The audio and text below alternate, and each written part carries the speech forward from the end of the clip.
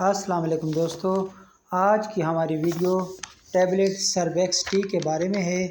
یہ high potency vitamin B complex with vitamin C ہے، تو اس کو مینوفیکچرنگ کر رہی ہے ایبٹ لیبارٹری، جو کہ ایک ملٹی نیشنل کمپنی ہے۔ اس کمپنی کی تمام پروڈکٹ اچھے رزلٹ کے ساتھ آتی ہیں۔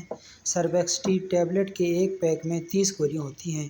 قیمت کی بات کی جائے تو 5 روپے فی ٹیبلٹ ہے، جو کہ آج کے دور میں انتہائی سستی ہے۔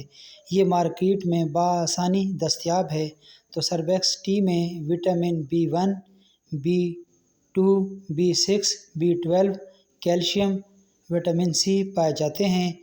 فوائد: کیلشیم ہمارے جسم میں کیلشیم کی کمی کو پورا کرتی ہے، جبکہ وٹامن سی سے سکن اچھی اور فریش ہوتی ہے۔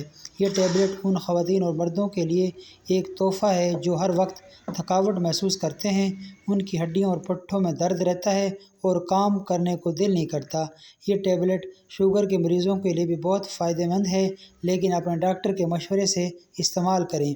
یہ ملٹی وٹامن ٹیبلٹ ہیں۔ سربیکس ٹی ٹیبلٹ جسمانی کمزوری، اعصابی کمزوری، قوت باہ، خون کی کمی کو پورا کرنے کے لیے بہت مفید ہے۔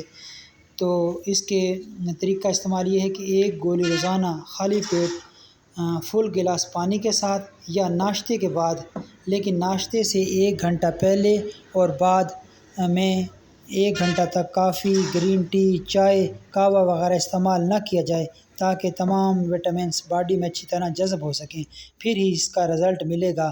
سربیکس ٹی کے استعمال سے پیشاب پیلے رنگ کا آئے گا تو آپ نے گھبرانا نہیں، بلکہ یہ اس بات کی نشاندہی کرتا ہے کہ آپ نے پانی کم استعمال کیا، اس لیے اس ٹیبلٹ کے ساتھ کم از کم 1 فل گلاس پانی ضرور استعمال کریں۔ ٹیبلٹ سربیکس ٹی آپ روزانہ 1 گولی استعمال کر سکتے ہیں۔ 30 گولی کا پیک ہوتا ہے یہ۔ 1 ماہ میں آپ کو اس کا اچھا رزلٹ ملے گا۔ سربیکس ٹی استعمال کرنے سے بھوک کی کمی بھی پوری ہو جاتی ہے اور انسان صحت مند ہو جاتا ہے۔ تو اس کی اب بات کرتے ہیں سائیڈ ایفیکٹس کی۔ سربیکس ٹی کا لمبے عرصے تک استعمال یا اوور ڈوز لینے سے آپ کو کیا ہوتا ہے؟ متلی، الٹی، جسم کے مختلف حصے آپ کے کنٹرول میں نہیں رہیں گے، مطلب وہ آپ کی مرضی کے مطابق کام نہیں کریں گے۔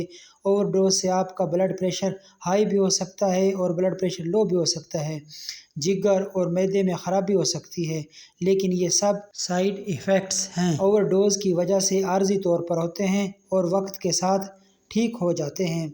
تو پریگنینسی کے دوران ڈاکٹر کے مشورے سے استعمال کریں، تاہم سرجری سے کم از کم 2 سے 3 ہفتے قبل اس کا استعمال بند کر دیں۔ تو دوستو، یہ تھی آج کی ہماری ویڈیو۔ امید ہے آپ کو پسند آئی ہوگی۔ پسند آنے کی صورت میں ہمارے اس چینل کو سبسکرائب، ویڈیو کو لائک کر دیجئے۔ اگلی ویڈیو تک کے لیے اللہ حافظ۔